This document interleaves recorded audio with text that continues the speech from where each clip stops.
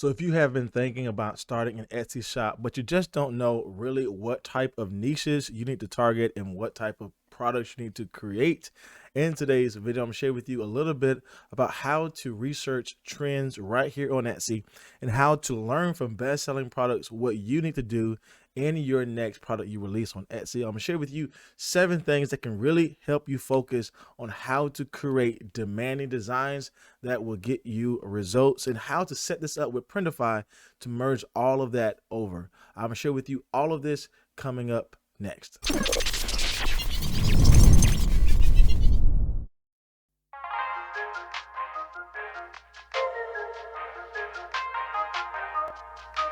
So welcome back to the video, my friends. If you're new here, my name is Jay, and on this channel, I teach you how to make passive income online by creating and selling your own products. And so if you like content like this, then consider subscribing to my channel. So Printify is going to be the way we actually sell our products with Etsy. With their integration with the Etsy platform, it makes it so easy for you to actually sell physical items without storing any physical items in your home. Now, Printify has a host of different print-on-demand products you can actually launch on Etsy and sell. Printify was so kind to give the first 100 signups on my channel 30 days free to their subscription plan. This premium plan allows you to get every product at a major discount, therefore helping you increase your overall profit margins. If you want to check out everything in regards to Printify and actually jump on that free 30-day premium plan, I'll make sure I leave all the details to this in my description box below for you to see if this is best for your print-on-demand business. So here are the 7 things you need to learn from bestsellers. These things are foundational steps that's really going to help you build out your Etsy print-on-demand business. So when you find your bestseller, right, and most people just say, you know what, I'm just going to look at that design right here in the middle and I'm going to try to recreate that. And some people unfortunately just copy that. And I'm just here to tell you, don't copy anything. You're not going to get a sale anyway. It doesn't work like that, right? You want to bring something different into a space that's already proven demand. And so it's more than just looking at the design of the product that's going to help you win. There's 7 things I'm going to share with you that's really going to help you drive your focus in regards to what products you are creating. And if you stay to the end of the video, I will give you the number 8 bonus tip that most people don't talk about on YouTube in regards to selling print-on-demand products that can actually change the entire course of your shop. So let's jump into number 1. So number 1 thing you need to look at is high selling shops, right? The number of sales a shop has let us know they are doing something right. And all of these points we want to learn from them. So only thing you have to do here to just get this out of the way to prove this is where you need to spend your time is go to your bestseller. Go to the actual listing page where they have the actual product. Go to the top corner here and you will see, okay, number 1, they are a star seller. That's great. And then you will see a little bit further here is that they have almost 30,000 sales. So that means there are over 30,000 data points you can look at and say, okay, where are people showing up? Where are people purchasing products and why is that true? So high selling shops mean they are doing something right. Let's keep moving on. Number 2, of course, we already talked about this, but let's dive in a little bit more. Bestseller badge proves this item has been purchased many times. And we spent some time on this earlier, so I'm not going to spend too much time on this, but you definitely want to make sure that that bestseller badge is visible. You can see it sometimes in Etsy search. When you're typing up different micro niches you want to target. I have a whole video about how to target micro niches, but when you actually go into products, you don't want to spend time on things that don't have bestsellers, right? You want to spend time on things that are proven to get sales because it has that bestseller badge. You got to learn from all of these things. Number 3, best-selling titles show keywords they rank for and how they are found. Again, Etsy is a search-based platform. That means the reason why they have sales is because they have been searched in some type of way. Yes, they could have used Etsy ads, but Etsy ads still use the search algorithm for your product to show up. I have multiple products. Again, just recently I dropped, about 18, 20 products in one specific niche for one specific season. And I was already, right, when I was doing my product launches, I was already running ads on them. And I knew my products were going to rank far better than the rest of the competition because my ads were showing up, right? It takes some time for your products to rank organically, but I knew based upon the keywords I was using, my product was showing up on the first page for my target keyword. So I knew that was one of the tests I had to prove, yep, but I use the right keywords. I'm able to compete because I'm showing up on the first page for my ads. And guess what? 2-3 days later, my product started ranking organically with no sales, with no favorites, but it started ranking organically because of the particular keywords I use. And then from there, of course, I got sales and favorites and all those type of things. But the point here is that how did I get to that space? Well, I learned from best selling titles because that is exactly how they're being found in search. So again, we see here for our case today, our example, one of the main targeted keywords they're focusing on is what? Look at the first portion of the title, right? Teacher retro sweatshirt. We already understand from Etsy is that Etsy puts a ton of value on the first several words of your title. They put less value on the last several words of your title. And so you definitely want to look at the top portion of best-selling titles and see what are they targeting? What keywords are they using? What phrases are they combining together? And how can I integrate that over to my design into my shop? A little side note here also, notice how what they have in their title is strongly related to what they're selling in their product. This is why I do not encourage anybody to just copy titles of bestsellers and plug them into your product.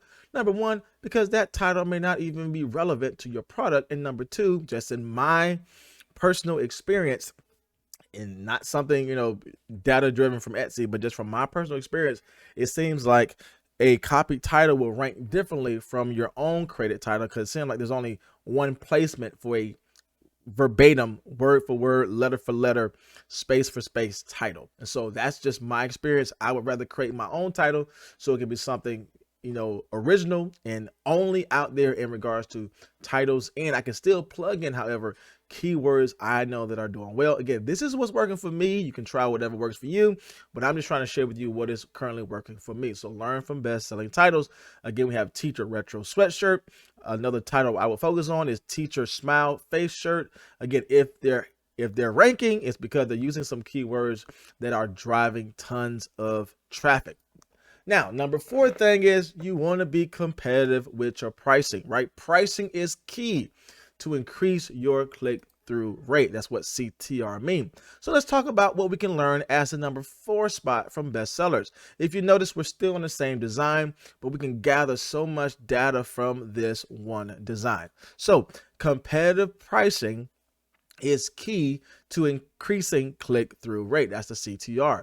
So one of the strategies I see from a lot of best-selling products is that they use a low display price. Now, some people have a low display price, but they have like a baby onesie tied to their design. They have a tote bag that's listed in their pricing, but it's not visually represented in their image. And so for me, I think that's a little bit sketchy because you're ranking a product, or you have a product price that's not reflected in what the product really is. There is a strategy where you can actually have a product that's a t-shirt, and it's a white t-shirt or a black t-shirt that may not be purchased often. You can rank like that or have a price strategy of that way. But the whole point here is that you want to be competitive with your pricing, because this is what's going to show in the Etsy search as well as when they click on your product. So one of the things I do personally for my products, especially when I'm coming up on a season where I know there's going to be a ton of sales because there's a ton of people shopping around, is that I release my items with a low price so that I can gain quick sales and establish my reviews. So I just might break even on some items when I first release them, or I may lose out maybe 25 cents, maybe 50 cents, maybe even as far as $1 if I really want to be aggressive with my pricing strategy. But the reason why I do this, and most best-selling items do this early on, is because you want to gain that momentum, gain that click, increase your click-through rate, get some quick sales to establish some reviews. And from there, like I'm doing now, I just increase my price back up to my profit margin that I want to keep, and now I'm still getting consistent sales because, again, that product has already been established through the low sale I had on my product early on at its release. Let's deal with number 5. Number 5, setting up daily sales helps create a sense of urgency. And here's my overall thing with daily sales. If you're not running daily sales, then you won't get daily sales, right? If you want daily sales, then run daily sales. Let's talk about this one here. So number 5 spot here of what we can learn from best-selling products. Again, we're on the same type of product here. We have learned so much from this product, is that again, they are running a daily sale. How do I know this? It's because first of all, I see they're running a 30% off sale, which is great to do. I don't, encourage anybody to go lower than 30%.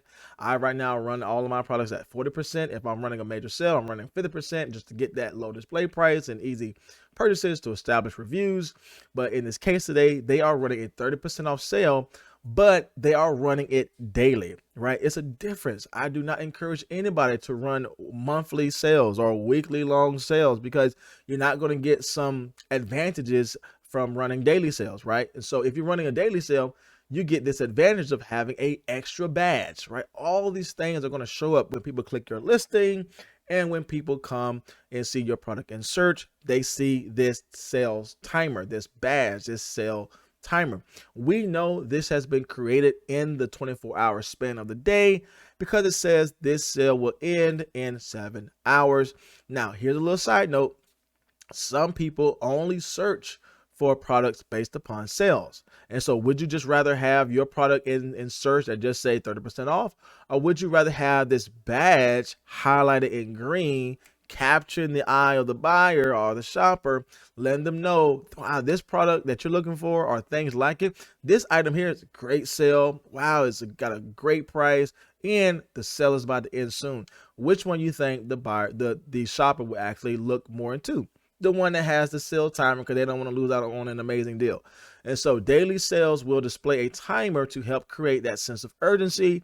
And Etsy will also give you different type of pop-ups when you actually run daily sales. And they will let anybody know who favored your shop or favorite an item. When you are running a sale, they will get a notification on Etsy. So run daily sales if you want to receive daily sales. Let's keep moving on. Number 6. What we can learn from best-selling items is product design will show you buyers' interest, right? This is where a lot of people teach on and talk about, but there are a ton of different things we can learn from best-selling design and how we can integrate that over to our own products. So let's talk about what we need to look for in these designs. So number 6, product design will show you buyer's interest. Now, what do I mean by that? What is the buyer interest, right? What are some things we need to focus on to prove buyer interest? Well, there are a couple of things I look at, 4 things in particular. Font style, again, what font style they're using, what phrase are they using, or what word are they using, and that needs to be always trademark checked so that we're not, infringing on anyone's personal product. Number 3, font color, right? So what color choice are they using? And again, what elements are being used? Again, look at 20 best-selling items, right? So not 20 people in the cart, but look at 20 best-selling listings and identify the current design interest. And I'm quite sure is that when you start realizing like, wow, okay, they're all using this font style retro. They're all using this font color with this boho style. They're all using this smiley face or retro type flowers and stars in their design. Wow, they're all using this cool phrase. It's a beautiful day for learning. You can start cross niching over to different areas. What I mean by that? Well, in our case today, we're talking about a teacher t-shirt. It's a beautiful day for learning. Well, that's very broad, but I can cross niche this over into a specific teacher, right? It's a beautiful day for music. It's a beautiful day to create art, which I have sold a shirt like that, and it has rendered some sales. So you want to cross niche over. You can do this into the farming niche, which is a great niche to get into, by the way. It's a beautiful day to farm. You'll be surprised how you can grab all these design trends from one niche and cross niche over and start getting sales in that area. Again, this is what I have done. I'm just sharing with you what works for me. Let's keep moving on. Now, if you have a hard time figuring out, okay, how can I cross niche? How can I find these areas that are in demand right now? An easy way for you to cross niche is to integrate 4 things. And I can do a separate video on how to do these 4 things. But these these four things are foundational pieces to designing products in other niches that you would not have even thought about. So what four things should I integrate? Well, if you want to cross niche, then just think about people, professions, occasion, and season. So people could be mom, dad, grandma, auntie, and all those people have different names in itself, right? Grandma could be grandma, it could be Gigi, it could be Nana. And so there's different titles for each of the people that we talk about. We can also talk about profession, right? We have nurse, teacher, plumber, realtor, principal, coach, all these professions we can actually add this into. So it's a beautiful day to sell homes. You can do that.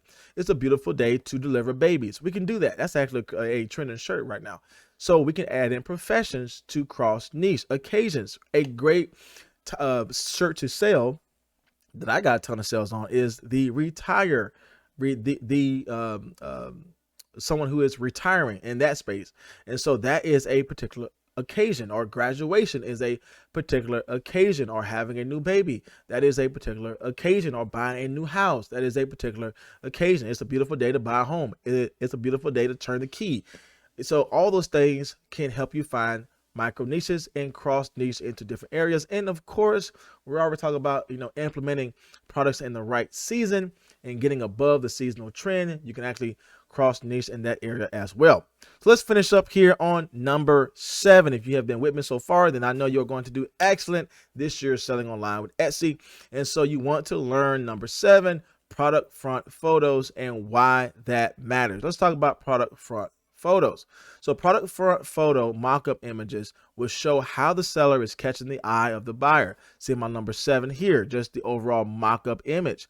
Again, so you want to identify, okay, how are they presenting this product? Are they using real models? Are they using flat lays? Are they using any type of greenery in their space? What is the seasonal background? What are the seasonal colors? We see this sometimes with Christmas, how they have a mock-up with the person in the shot, but the Christmas trees in the background. They sometimes have different backgrounds for fall season with pumpkins all over. And so you definitely want to make sure that if this is a seasonal product, what are they using for their overall mock-up? Again, are they using real models in the shot for the front photo? Are they using flat lays in the front photo? Are they using some type of seasonal background or seasonal colors to really bring out the overall point of the season? Now, if you got this far in the video, congratulations to you, because I'm going to share with you my last tip that can really change the entire course of your shop. And most people don't talk about this, but I'm going to share it with you now. It's all about learning number 8, product type and color. What is used in the front photo? Now, if we look at our same example we had so much data we're learning from this that we can integrate into other places in our other products. But what we understand is that this product number 8 is a particular color that's right now trending on Etsy. Just not with sweatshirts, but I'm here to tell you, even with t-shirts, this little sand type color, this beige type color, however your print provider talks about that on Printify, this is actually currently trending right now. So product type and color used in the front photo of best-selling products will show the eye, or catching the eye of the buyer.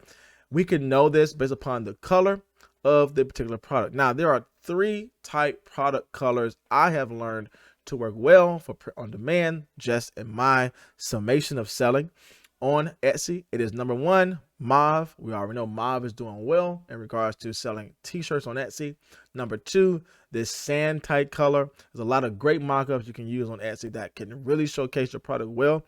And always, black is always a faithful color to showcase as well. Some people don't like selling black, but I'm telling you right now, I have a ton of things that are displayed in the black color and getting tons of sales in regards to that. And so if you implement all these things, these 7 steps plus the bonus 8, I know they're going to just give you some data, right? Give you some data on things you need to extract from, pull from, implement in your designs, because the overall point here, you don't want to create anything from scratch. You want to be driven by data, because data is going to give you the results when you are designing your products. And I know learning these things and growing in them will help you start understanding how to truly be somebody who sells on Etsy and market your product well to your customer. So as you can see, learning these 7 things from best-selling items can help you in regards to what products you create and release on your Etsy shop. And by having all of this data, it will give you information into how you need to create your next product.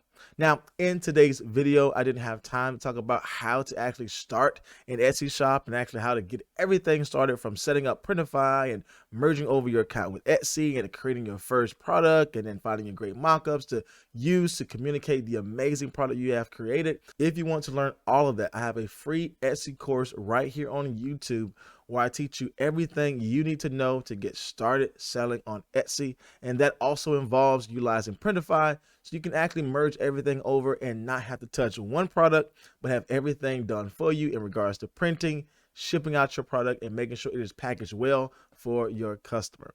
If you want to learn that next step of actually how to get started with Printify and Etsy, check out this next video here. And if you want to learn more about how to make passive income online, make sure you subscribe to my channel here.